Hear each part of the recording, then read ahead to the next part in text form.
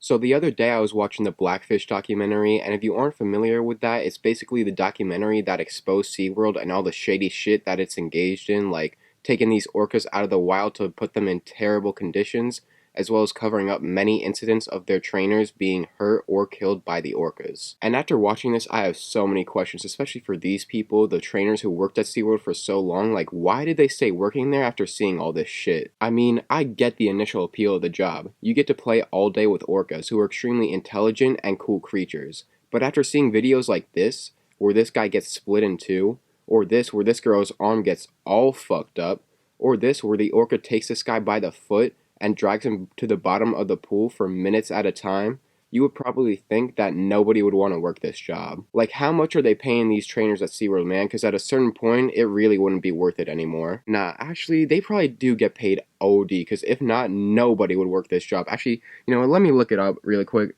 How much do SeaWorld trainers get paid?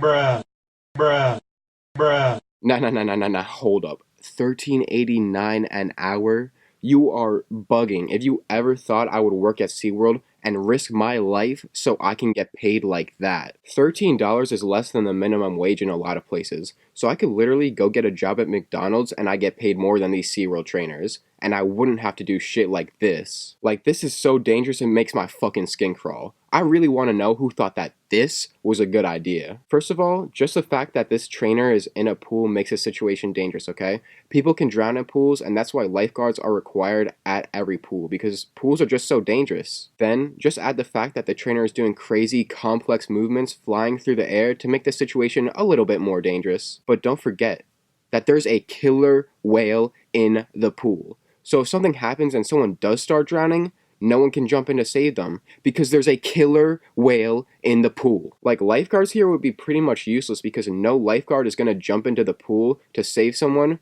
when there's a killer whale in the pool. Also, don't the whales like piss and shit in the water and the trainers are just there swimming in it? This is a health hazard. So just from a safety standpoint, I cannot believe how this was legal. But what's more baffling is how SeaWorld was able to get away with locking these orcas up in such awful conditions for so long. These animals, who are supposed to be free in the vast and wide ocean, had to be put in small, overcramped pools all day for people's entertainment.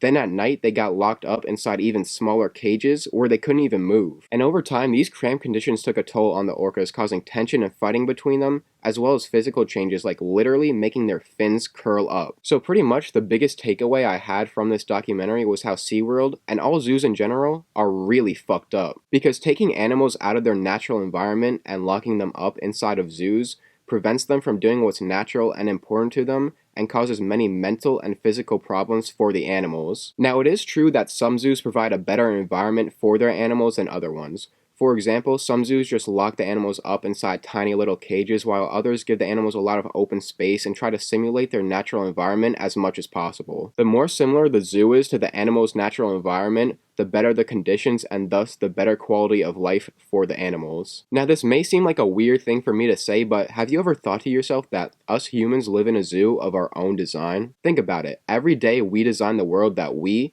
and our descendants will live in. And if a zoo is classified as better when it more closely matches the natural environment of the animals that live in it, we as humans should work to make our world more closely match the natural environment of humans. So what was the natural environment of humans like? First of all, when I'm referring to natural environment of humans, I'm talking about a very long time ago, long before the civilizations of today, back when we still lived in the wild as nomadic hunters and gatherers in groups of about 150 people. And humans lived like this for hundreds of thousands of years. Yes, you heard that, hundreds of thousands of years. Just think, ancient Rome was like 2,000 years ago, and that seems like a long time. So you can only imagine how long hundreds of thousands of years is. And it was through these hundreds of thousands of years that our species evolved to become what it is today. Specific traits were passed down from generation to generation, shaping who we are. Anthropologists and sociologists have conducted many studies to find out what life was like during this time, and they've come up with 4 characteristics that are consistently found in these hunter-gatherer societies. The first characteristic is individual freedom. All people in these societies had complete freedom to do whatever they wanted as long as it didn't bother anyone else. People would choose how much they would work each day, and they didn't have to pay any rent or taxes. There were no leaders, and everyone's opinion pretty much weighed the same. At the end of the day, if you didn't like what the group you were in was doing, you could always just go join another group. And that brings me to the second characteristic, mobility. Like I said, these hunter-gatherers were always free to join a neighboring group,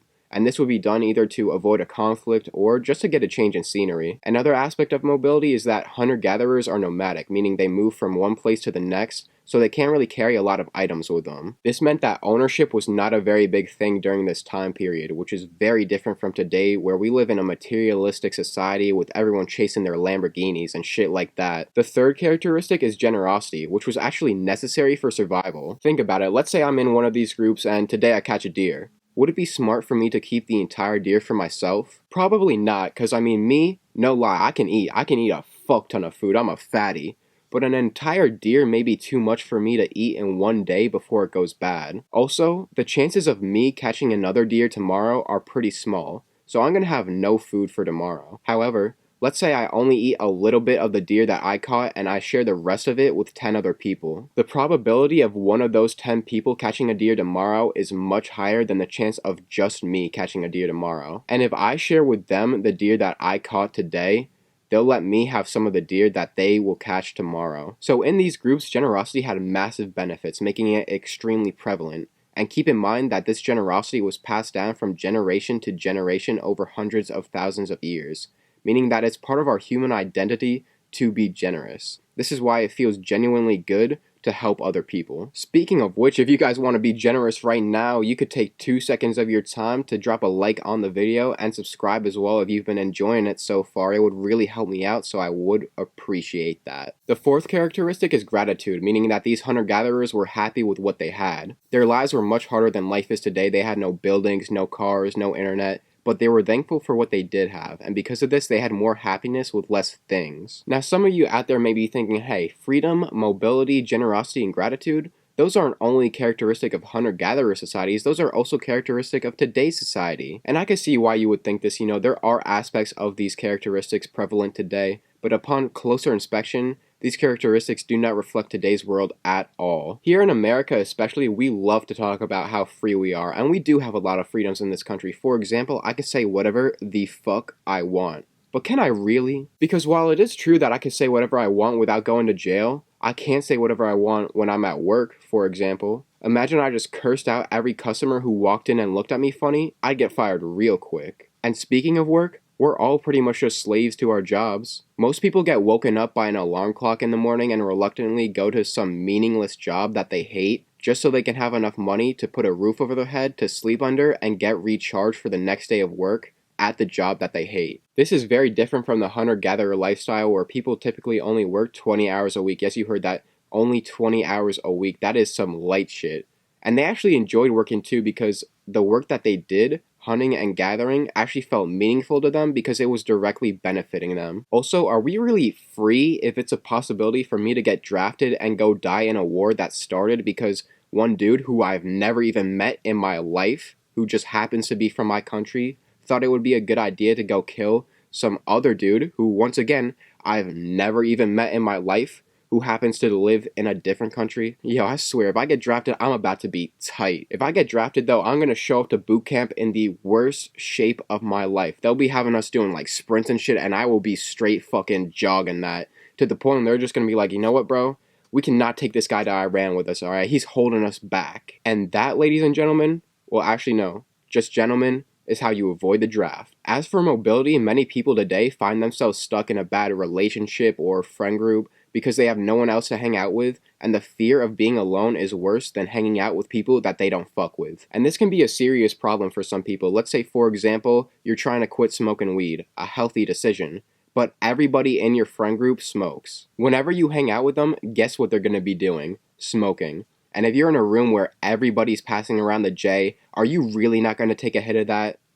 Nah, you definitely are. So it can be very beneficial to find some new friends who won't engage in this devilish behavior. But it can be hard sometimes to make new friends. A lot of people aren't very welcoming, and for introverted people like myself, it can get scary. Because of this, we should learn from our ancestors, who welcomed mobility between groups and used it as a way to find new friends who they more closely align with. As I said before with the deer example, generosity used to be necessary for survival, but today it's pretty optional. You can give back, but it's not going to give you any benefits. Despite this, being generous is still heavily encouraged by society. But is it practiced? Because nowadays we celebrate the people who have the most money, and by placing so much value and attention on money, we've discouraged people from giving it away. But think about the last time you helped someone out. I know that deep down, you felt really good about it. There truly is something that feels right about giving back. This is because, as I said before, generosity has been passed down through the generations, and it's part of our human nature. Then there's gratitude, which in today's progressive and materialistic society is getting more and more rare. There is seemingly always a push to find the next big thing that will revolutionize our way of life, which can be a good thing because it's always good to innovate. But the problem is that we as a society have become so obsessed with what we will get that we don't appreciate what we currently have. We look at the world and say, this isn't enough. We have to make this better. So we invent new things to make it better. But then afterwards, we're still left saying, this isn't enough. We have to make this better. And we keep ourselves in this loop of dissatisfaction. This is far different from our hunter-gatherer ancestors who looked at the world and said, you know what?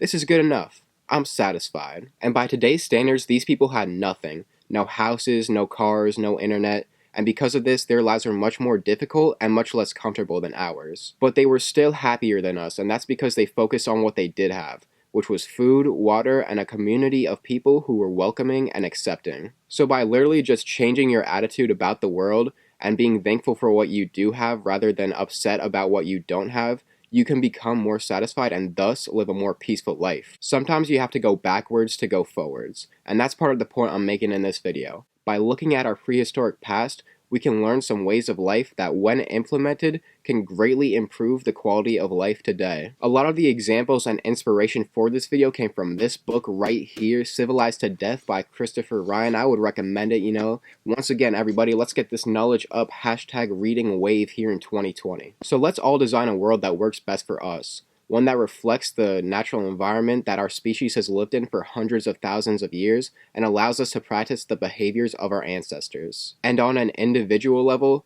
you can try and practice these behaviors as well. So go out and be free as possible, moving from place to place until you've found what feels like home. Always give back and help those in need. It feels good. And don't forget to always be thankful for what you have. But who am I to just be telling you guys this? It's so much better to go out in the real world and practice it on your own. So that's how I'm going to end this video, by going out in the world and practicing what I'm preaching. So once again, thank you so much for watching the video. I really do appreciate it. Have a great day, and without further ado, I'll show you guys these videos of me practicing these techniques. Also, fuck Seaworld, free my boy Tillicum. See the sign right here, bro? It says keep right. You know what I say to that, bro? I say psych, bro, I'm going left. That sign does not own me, bro. I have the freedom and control to say fuck that sign and go left. So one of the best ways to be mobile is by trying new things. And it's a really great practice to try something new every day. And it doesn't even have to be anything like crazy or big. It can be something as simple as just going to get something to eat at a place that you've never gone before. So my personal example of trying something new is today, for the first time ever in my life, I went to my teacher's office hours. Yes, that's right. My teachers offer like free help on homework and everything, and I had never gone before. But today I went, took advantage of it, and it helped me out a lot. Now I didn't take a video of this because it would have been kind of weird to go into my teacher's room, like recording him and being like, hi. So I didn't do that. You guys are gonna have to take my word for it, but that's one thing I want you all to take from this video. Try something new every day, because it does help you out a lot, and it's really refreshing as well.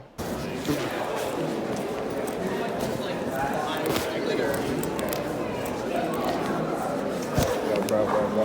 Merry Christmas, man. Oh, thank you. Don't go spend it all on food, man. And don't use to buy drugs either, my man. Alright? Have a Merry Christmas, bro. You suck. So looking at my channel, you can see that I have 122 subscribers, and that number can kind of seem low, especially when I compare it with other people like PewDiePie, for example. He has 102 million subscribers, yo. He's popping. Compared to him, I'm not really popping at all. But you know what? Honestly, I'm not gonna focus on the fact that PewDiePie or anyone else has more subs than me. I'm instead just gonna be grateful for the fact that 122 people saw my videos, liked it, and decided to click the subscribe button. That's right. I'm saying I'm thankful for y'all, all right? Thank you guys so much, for watching the video. I'm grateful for you guys. Love you all so much. Thank you so much for watching this video, and have a great day.